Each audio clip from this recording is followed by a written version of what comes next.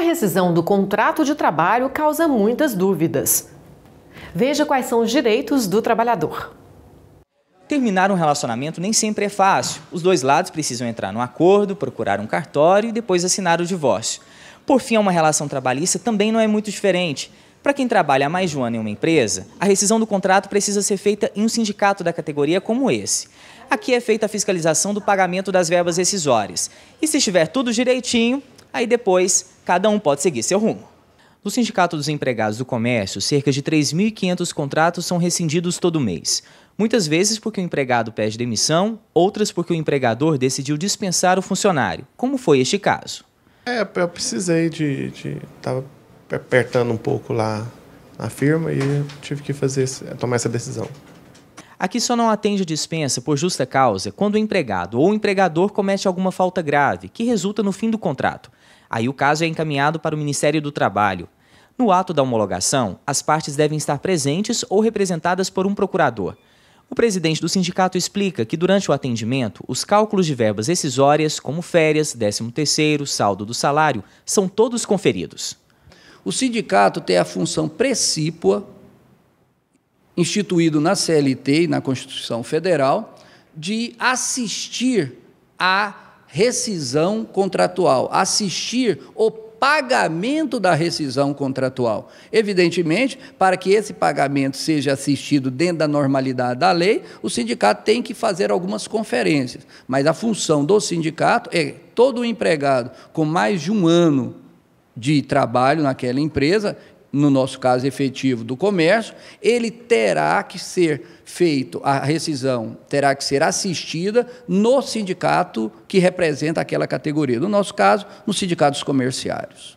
Para fazer a quebra do contrato, não pode esquecer documentos importantes, como o termo de rescisão do contrato, a carteira de trabalho, comprovante de aviso prévio, o extrato da conta vinculada ao FGTS. Para isso, é bom seguir algumas orientações. O empresário, ele tem que trazer aqui os documentos pertinentes àquela relação de trabalho. Ele tem que trazer a carteira de trabalho assinada, ele tem que trazer o termo de rescisão de contrato, ele tem que trazer o seguro-desemprego, o comunicado de dispensa, o valor a ser pago ou o depósito bancário com o extrato da conta do trabalhador. Evidentemente, a melhor conta é a conta salário. Ele terá também que apresentar a folha de pagamento dos 6 últimos meses, a chave do FGTS, o extrato do FGTS, né? Para que, com esses documentos, o sindicato confira se o empresário está realmente pagando as verbas pertinentes à relação de trabalho, e normalmente na relação de trabalho é do último ano que se deve, caso tivesse ocorrido o pagamento indevido ou errado nos anos anteriores.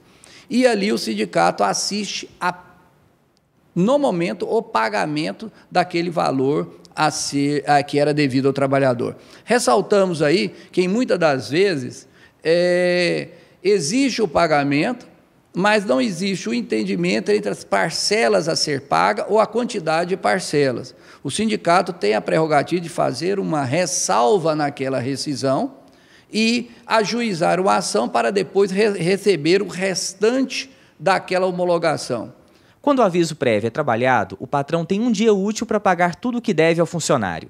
Se não houver aviso prévio, o prazo para pagar todas as parcelas da rescisão é de até 10 dias depois da data em que a demissão foi comunicada. Se não for assim, tem multa. A multa é um salário do empregado, certo? Evidentemente, se esse prazo se prolongar muito, que nós temos exemplos aqui dentro do sindicato, o sindicato vai lutar por outros direitos do trabalhador, porque ele está perdendo a sua condição material de sobrevivência. Então, nós estamos solicitando aí um dano material e um dano moral, caso o empresariado venha a prorrogar muito esse prazo para efetuar o pagamento da rescisão, porque aí, evidentemente, ele estará perdendo a possibilidade de levantar o seu FGTS, está perdendo a possibilidade de receber o seu seguro-desemprego. Infelizmente, em Goiás, isso não é raro. Nós temos vários casos aqui e que, graças a Deus, a Justiça tem atendido as demandas, reparando esse erro cometido pelo empresariado. Toda assistência do sindicato é gratuita e, se não houver acordo entre as partes, a entidade também orienta o que fazer para acionar a justiça. O importante é que a lei trabalhista seja cumprida e que ninguém saia daqui no prejuízo.